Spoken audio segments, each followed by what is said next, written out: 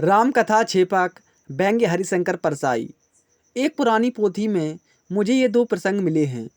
भक्तों के हितार्थ दे रहा हूँ। इन्हें पढ़कर राम और हनुमान भक्तों के हृदय गदगद हो जाएंगे। पोथी का नाम नहीं बताऊंगा क्योंकि चुपचाप पोथी पर रिसर्च करके मुझे पीएचडी लेनी है। पुराने ज़माने में लिखे 10 पन्ने भी किसी को मिल जाएं तो उसे मज़े में उनकी व्याख्या से डॉक्टरेट मिल जाती है। इस पोथी में 40 पन्ने हैं, यानी 4 डॉक्टरेटों की सामग्री है। इस पोथी से रामकथा के अध्ययन में एक नया अध्याय जुड़ता है। डॉक्टर कामिल बुल्के भी इससे फ़ायदा उठा सकते हैं। प्रथम साम्यवादी पोथी में लिखा है, जिस दिन राम रावण को परास्त करके अयोध्या आए, सारा नगर दीपों से जगमगा उठा। यह दीपावली पर्व अनंत काल तक मनाया जाएगा। पर इसी पर्व पर व्यापारी खाता वही बदलते हैं और खाता वही लाल कपड़े में बांधी जाती है। प्रश्न है, राम के अयोध्या आगमन से खाता वही बदलने का क्या संबंध, और खाता वही लाल कपड़े में ही क्यों बांधी जाती है? बात यह हुई कि जब राम के आने का समाचार आया तो व्यापारी वर्ग में खलबली मच गई। वे कहने लगे, सेठ जी, अब बड़ी आफत है। शत्रुघ्न की राज में तो पोल चल गई, पर राम मर्यादा पुरुषोत्तम हैं। वे सेल्स टैक्स और इनकम टैक्स की चोरी बर्दाश्त नहीं करेंगे। वे अपने खाता वही की जांच कराएंगे और अपने को सजा होगी। एक व्यापारी ने कहा, भैया, तब तो अपना नंबर 2 का मामला भी पकड़ लिया जाएगा। अयोध्या के नर नारी तो राम के स्वागत की तैयारी कर रहे थे, मगर व्यापारी वर्ग घबरा रहा था।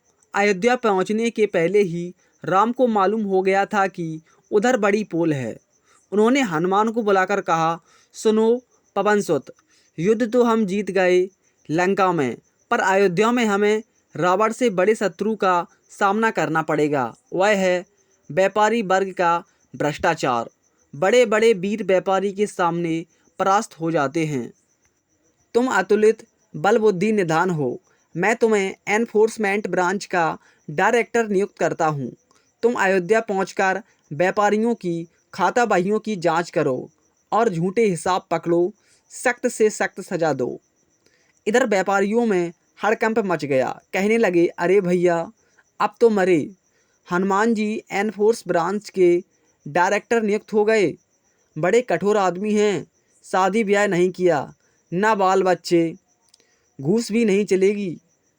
व्यापारियों के कानूनी सलाहकार बैठकर विचार करने लगे। उन्होंने तय किया कि खाता वही बदल देना चाहिए। सारे राज्य में चैम्बर ऑफ कॉमर्स की तरफ से आदेश चला गया कि दीपोत्सव पर खाता वही बदल दिए जाएं। फिर भी व्यापारी वर्ग निश्चिंत नहीं हुआ। हनुमान को धोखा देना आसान बात नहीं थी। वे अलौकिक बुद्धि संपन्न थे। उन्हें खुश कैसे किया जाए, चर्चा चल पड़ी। कुछ मुट्ठी गर्म करने से काम नहीं चलेगा। वे एक पैसा नहीं लेते, वे ना लें, पर मेम साहब, उनकी मेम साहब ही नहीं हैं। साहब ने मैरिज नहीं की, जवानी लड़ाई में काट दी। कुछ और तो शौक होंगे, दारू और बाकी सब कुछ। वे बाल ब्रह्मचारी हैं, कॉल गर्ल को मारकर भगा देंगे। कोई नशा नहीं करते, संयमी आदमी हैं। तो क्या करें, तुम ही बताओ क्या करें। किसी सयाने वकील ने सलाह दी, देखो, जो जितना बड़ा होता है वह उतना ही चापलूसी पसंद होता है। हनुमान की कोई माया नहीं है। वे सिंदूर शरीर पर लपेटते हैं और लाल लंगोट पहनते हैं। वे सर्वहारा हैं और सर्वहारा के नेता। उन्हें खुश करना आसान है। व्यापारी खाता वही लाल कपड़े में बांध कर रखें। रातों रात खाते बदले गए और खाता बाहियों को लाल कपड़े में बांधा गया। अयोध्या जगमगा उठी। राम सीता लक्ष्मण की आरती उतारी गई। व्यापारी वर्ग ने भी खुलकर स्वागत किया।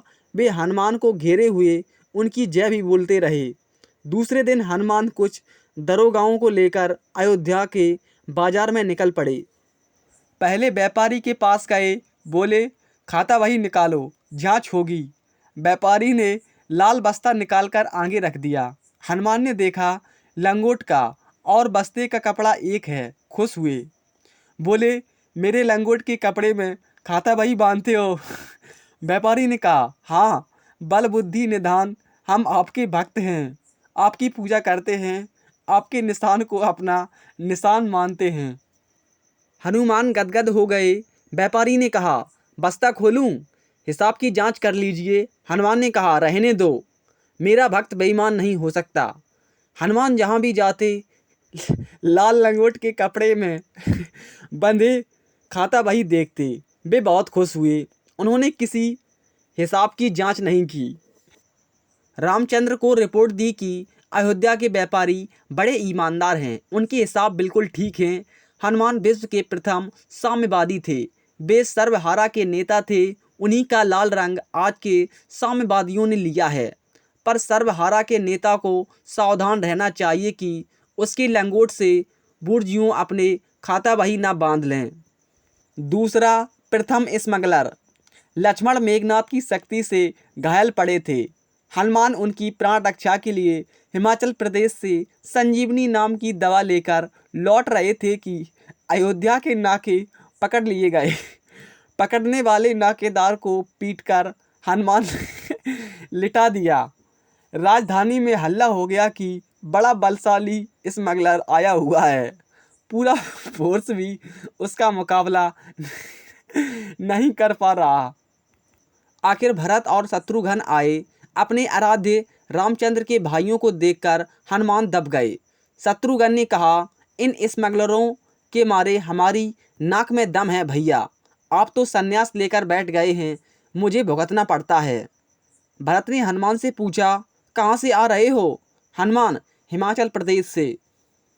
क्या है तुम्हारे पास? सोने की बिस्किट, गांजा, अफीम, दवा है। शत्रुघ्न ने कहा, अच्छा, दवाइयों की स्मगलिंग चल रही है, निकालो कहाँ है। हनुमान ने संजीवनी निकाल कर रख दी। कहा, मुझे आपके बड़े भाई रामचंद्र ने इस दवा को लेने के लिए भेजा था। शत्रुघ्न ने भरत की तरफ देखा। बोले, बड़े भैया यह क्या करने लगे हैं? स्मगलिंग में लग गए हैं। पैसे की तंगी थी तो हमसे मंगा लेते, इस स्मगल के धंधे में क्यों फंसते हैं? बड़ी बदनामी होती है। भरत ने हनुमान से पूछा, यह दवा कहाँ से ले जा रहे थे, कहाँ बेचोगे से? हनुमान ने कहा, लंका ले जा रहा था। भरत ने कहा, अच्छा, उधर उत्तर भारत से स्मगल किया हुआ माल बिकता है, कौन खरीदते हैं? रावण के लोग। हनुमान ने कहा, यह दवा तो मैं राम के लिए ही ले जा रहा था। बात यह है कि आपके बड़े भाई लक्ष्मण घायल पड़े हैं, मरणासन्न हैं, इस दवा के बिना वे बच नहीं सकते। भरत और शत्रुघ्न ने एक दूसरे की तरफ देखा। तब तक रजिस्टर में स्मगलिंग का मामला दर्ज हो चुका था। शत्रुघ्न ने कहा, भरत भैया, आप ज्ञानी हैं, इस मामले में नीति क्या कहती है? शासन का क्या कर्तव्य है? भरत ने कहा, स्मगलिंग यूँ अनैतिक है, पर स्मगल किए हुए सामान से अपना या अपने भाई भतीजों का फायदा होता हो तो यह काम नैतिक हो जाता है। जाओ हनुमान, ले जाओ दवा।